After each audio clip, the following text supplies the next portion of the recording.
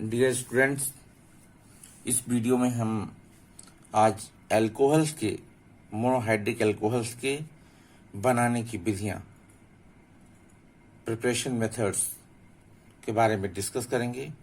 कुछ एग्जाम्पल्स, कुछ रिएक्शंस आपको पहले के भी आएंगे यहाँ पर, इसीलिए कहा जाता है कि पहले के जो वीडियोज हैं उसको बहुत ध्यान से देखें और वो आगे बहुत ही यूजफुल होने वाले होते हैं।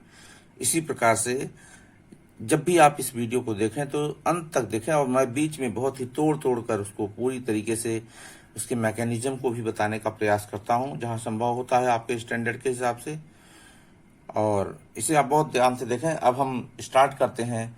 पहला जो मेथड है इसका जो है लिख दें, जो है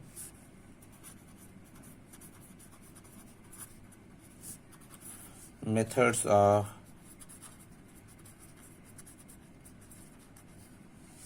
of preparation of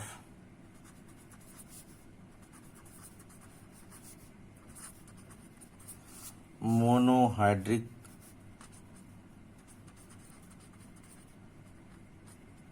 alcohols.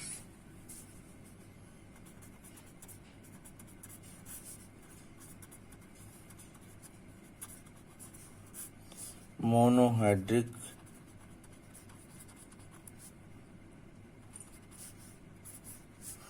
Alcohols के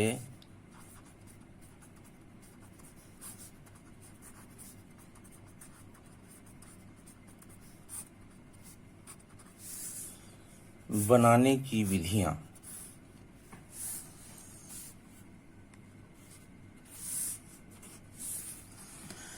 अब इसमें से जो पहला मेथड है बनाने की इनकी विधियों में, हाइड्रोलिसिस ऑफ एल्किल हैलाइड पहला है।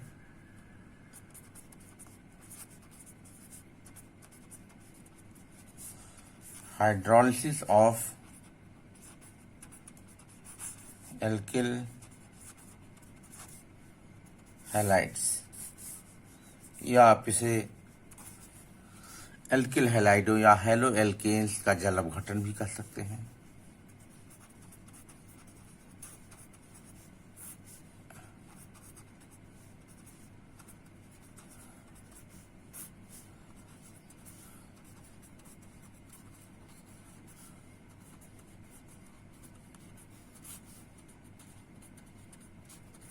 एल्किल हैलाइडों के जल अपघटन द्वारा।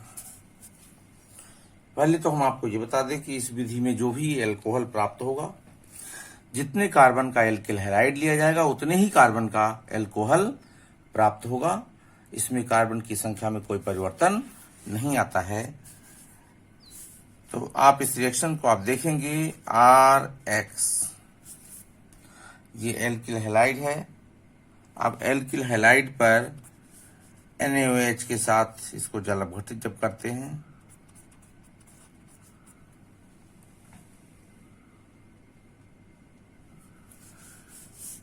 तो ये आपका NaX ये निकल जाता है,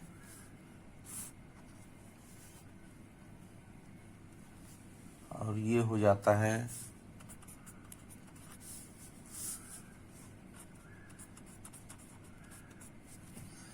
यहाँ पर हो जाएगा ROH, अर्थात जितने कार्बन का एल्किल समूह लिया गया था उतने ही कार्बन का एल्कोहल बन गया। अब जैसे हम इसको ले लें, अगर R की जगह पर 2 कार्बन ले लें, हम एथिल ले लें अगर, तब क्या हो गया, तो ये हो जाएगा C, और X की जगह पर हम क्या ले लें, अगर हमने R की जगह पर ये ले लिया और X की जगह पर हमने Br ले लिया, तो ये जगह CH3CH2Br, ब्रोमो इथेन या एथिल ब्रोमाइड।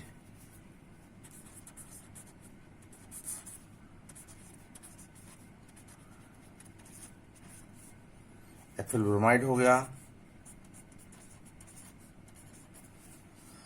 बेस लिया यहाँ पर NaOH, एक्वस मीडियम में लेंगे और ये हो गया, बन गया यहाँ पर माइनस NaBr। ये NaBr लास्ट में भी लिख सकते हैं एल्कोहल बनने के बाद, CH3CH2OH। ये बन गया इथेनॉल या एथिल अल्कोहल, एथिल अल्कोहल। तो अब आपने देखा यहाँ पे NaBr को यहाँ भी लिखा जा सकता है, तो हमने यहीं पर निकाल दिया, माइनस करके दिखा दिया है। तो ये आपने देखा इस विधि के द्वारा अल्कोहल बन गए। अब इस विधि को मैं आपको हेलो एल्केन्स में बता चुका हूं। वहां पर हमने जब आपको SN1 और SN2 रिएक्शन बताया है, वो यही तो है। SN1 और SN2 रिएक्शन जो है वो यही मेथड तो है, एल्किल हैलाइड पर जो है न्यूक्लियोफाइल का अटैक और अल्कोहल का बनना। लेकिन अब इस विधि के द्वारा ये चूंकि देखें आप प्राइमरी अल्कोहल है और इस पर न्यूक्लियोफाइल का अटैक होगा, इस पर न्यूक्लियोफाइल का जब अटैक होगा तो क्या होगा, इसका जो कॉन्फ़िगरेशन है वो क्या हो जाएगा, इन्वर्ट हो जाएगा, उलट जाएगा। अब इस विधि के द्वारा जो प्राइमरी, देखिए प्राइमरी अल्कोहल तो ये बन गया। अब सेकेंडरी ये, चूंकि यह कौन सा मैकेनिज्म हो रहा है, चूंकि प्राइमरी अल्कोहल है तो ये आपका SN1 SN2। SN1 के लिए 3 डिग्री एल्किल हैलाइड ज्यादा देते थे, 2 डिग्री उससे कुछ कम देते थे, 1 डिग्री उससे कुछ कम देते थे। SN2 में 1 डिग्री सबसे ज्यादा, 2 डिग्री और 3 डिग्री सबसे कम। तो इसी क्रम में ये चूंकि प्राइमरी एल्किल हैलाइड है, इसलिए यह रिएक्शन क्या होगा, SN2 मैकेनिज्म के द्वारा ये रिएक्शन होगा। अब आप जैसे ही मान लीजिए ये 1 डिग्री था, अब आप 2 डिग्री लें, मतलब ये मेथड जो है मोस्टली 1 डिग्री अल्कोहल बनाने के लिए सबसे, मतलब ये इनमें से 1 डिग्री, 2 डिग्री, 3 डिग्री में से केवल 1 डिग्री मेथड्स, 1 डिग्री अल्कोहल बनाने का सबसे सुटेबल मेथड है। अब इसके बाद 2 डिग्री अल्कोहल भी हम आपको बना करके दिखाते हैं, और क्यों नहीं 2 डिग्री अल्कोहल, क्यों इस विधि के द्वारा 2 डिग्री और 3 डिग्री नहीं बनाया जाता, ये भी आपको बताते हैं। अब अगर 2 डिग्री एल्किल हैलाइड हम ले लें, CH3C,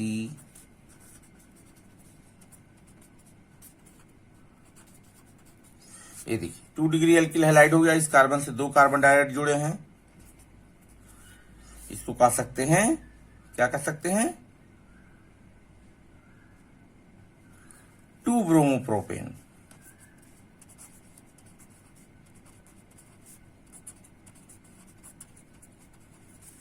ब्रोमोप्रोपेन, जब 2 ब्रोमोप्रोपेन होगा तब क्या होगा, इस पर अगर हम NaOH का रिएक्शन कराएंगे, सेम होगा, क्योंकि यहां पर हम मैकेनिज्म नहीं सीधा दिखा रहे हैं। NaBr और ये बन जाएगा COH।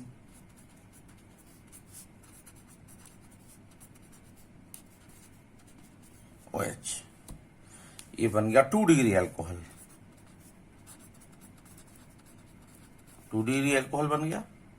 इसी प्रकार से 3 डिग्री बन जाएगा। तो 2 डिग्री और 3 डिग्री क्यों नहीं बनते हैं, कि जैसे 2 डिग्री और 3 डिग्री अल्कोहल जैसे ही बनते हैं, तो वहां पर जब 2 डिग्री और 3 डिग्री अल्कोहल बनते हैं तो वहां पर इलिमिनेशन प्रोडक्ट बनने लगता है, इलिमिनेशन प्रोडक्ट बनने लगता है, मतलब निकलने लगता है। ये आपका, जैसे हम आपको दिखा देते हैं C, और इससे जब हमने जो है CH3 देखा, CH, फिर इससे भी CH, ये तो 3 डिग्री अल्कोहल बना है, 2 डिग्री।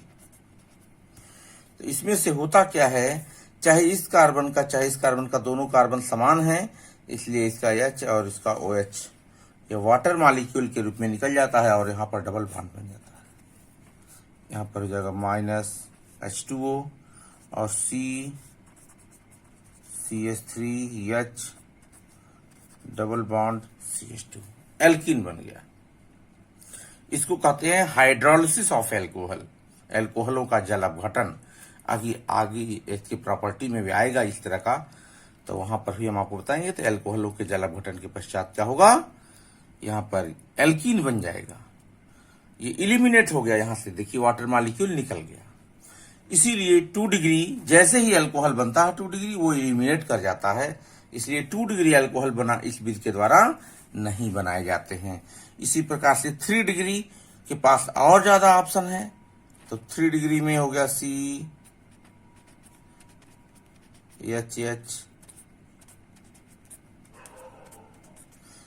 3 डिग्री में तीन कार्बन जुड़े होते हैं और यहां पर आपका OH होगा। अब इसके पास 3 ऑप्शन है, यहां से भी हाइड्रोजन ले सकता है, यहां से भी ले सकता है, यहां से भी ले सकता है, कहीं से भी ले सकता है। तो अब इसमें जो है ले लिया मान लीजिए, और ये क्या बन गया, सेम जैसे यहाँ पे ये एल्कीन आया था वैसे यहाँ पर हो गया -H2। ये कितने डिग्री का एल्कोहल था, 3 डिग्री का एल्कोहल था, तो यहाँ पर आपका हो गया C डबल बॉन्ड CH, यहाँ पर भी CH3 और यहाँ पर भी CH3, तो ये भी एल्कीन बन गया। और सेटजेफ रूल के अनुसार हमने आपको बताया था, वहां पर सेटजेफ रूल के अनुसार जो एल्कीन ज्यादा ब्रांच्ड होता है, देखिए इससे 2 ब्रांचिंग है, इस पर 1 ब्रांचिंग है, इस एल्कीन पर इधर हाइड्रोजन है 3, इसमें 1 हाइड्रोजन और रिप्लेस हो गया, 2 CH3 ग्रुप आ गया। तो ये आपका एल्कीन, तो ये आप देख रहे हैं कि यहां पर 2 डिग्री और 3 डिग्री एल्कोहल जैसे ही बनते हैं ये तुरंत इलिमिनेशन रिएक्शन दे देते हैं, और ये इलिमिनेशन रिएक्शन देने के पश्चात एल्कीन में कन्वर्ट हो जाते हैं। इसलिए ये जो हाइड्रोलिसिस ऑफ एल्कोहल है, हाइड्रोलिसिस ऑफ एल्किल हैलाइड है, इस विधि के द्वारा केवल 1 डिग्री एल्कोहल ही बनाए जाते हैं। 2 डिग्री और 3 डिग्री एल्कोहल जैसे ही बनते हैं वह इलिमिनेशन रिएक्शन दे करके एल्कीन में कन्वर्ट हो जाते हैं, अर्थात इस विधि का प्रयोग केवल 1 डिग्री एल्कोहल बनाने के लिए किया जाता है। जो दूसरा मेथड है वह भी बहुत ही पॉपुलर मेथड है, हाइड्रेशन ऑफ एल्कीन। दूसरा क्या है,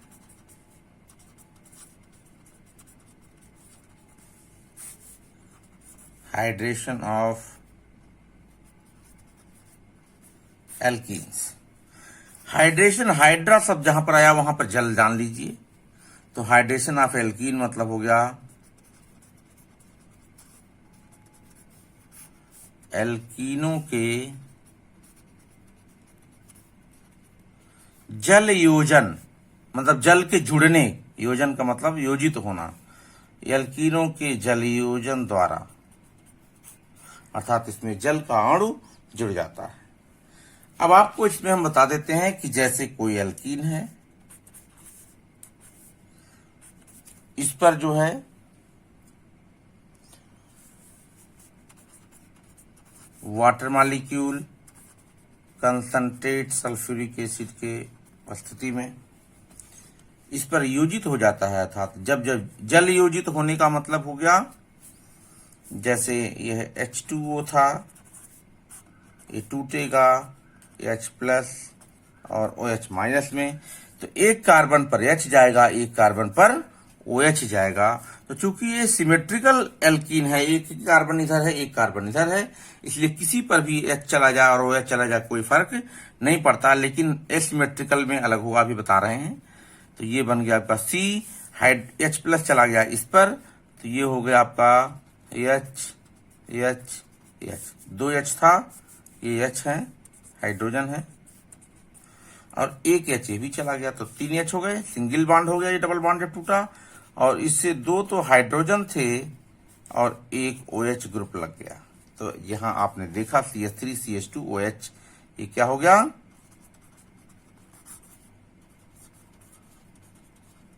एथिल अल्कोहल हो गया। ये क्या था आपका, एथाइलिन था या एथीन था, यूपीएससी में कहेंगे, ये इथेनॉल हो जाएगा। लेकिन अगर यही एल्कीन सिमेट्रिकल ना हो, सममित ना हो, जैसे CH3 CH double bond CH2, ये क्या हो गया, प्रोपीन। अब आपने देखा ये डबल बॉन्ड है, डबल बॉन्ड से अगर हम इसे तोड़ते हैं तो एक तरफ तो 2 कार्बन जा रहा है, एक तरफ 1 कार्बन जा रहा है, अर्थात ये सिमेट्रिकल नहीं है। अगर इस सिमेट्रिकल नहीं है और इस पर H2O का योग होगा,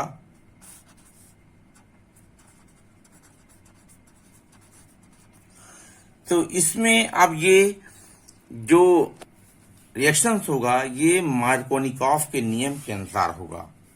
क्या होगा, एम रूल के अनुसार। यहां पर मार्कोनिकॉफ का रूल लगेगा, नियम लगेगा। और मार्कोनिकॉफ का नियम क्या कह रहा था कि यदि किसी असम्मित एल्कीन पर किसी असम्मित, ये भी असम्मित है, देखिए H+ और OH- अगर बीच से तोड़ा जाए तो दोनों तरफ बराबर नहीं जा रहा। सम्मित का मतलब हो गया, ये क्या हो गया, एसिमेट्रिकल।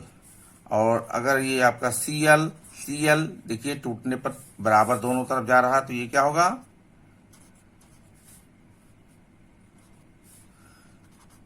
सिमेट्रिकल होगा। तो यहां पर अगर असम्मित एल्कीन है और असम्मित अभिकर्मक है, उसका अगर योग हुआ तो ऋणात्मक भाग, अभिकर्मक का ऋणात्मक भाग द्विबंध वाले उस कार्बन पर जाएगा जिस पर हाइड्रोजन की संख्या सबसे कम होगी, अर्थात यहां जाएगा OH। तो ये आप देख रहे हैं CH3 CH OH और ये भी हो जाएगा CH3। तो यहां पर आपने देखा एल्कीनों के, अगर असम्मित एल्कीन है और असम्मित अभिकर्मक अर्थात जल योजित हो रहा है, जल जुड़ रहा है, तो मार्कोनिकॉफ के नियम के अनुसार अर्थात ये 2 डिग्री अल्कोहल बनाएगा।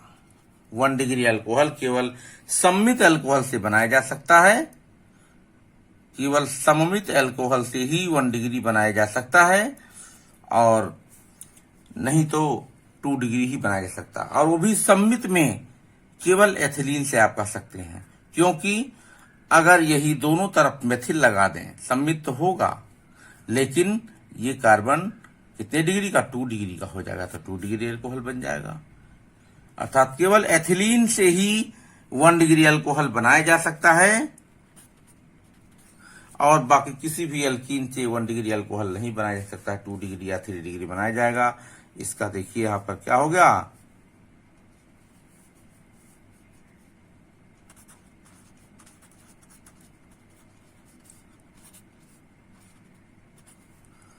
प्रोपेन टू आल हो गया।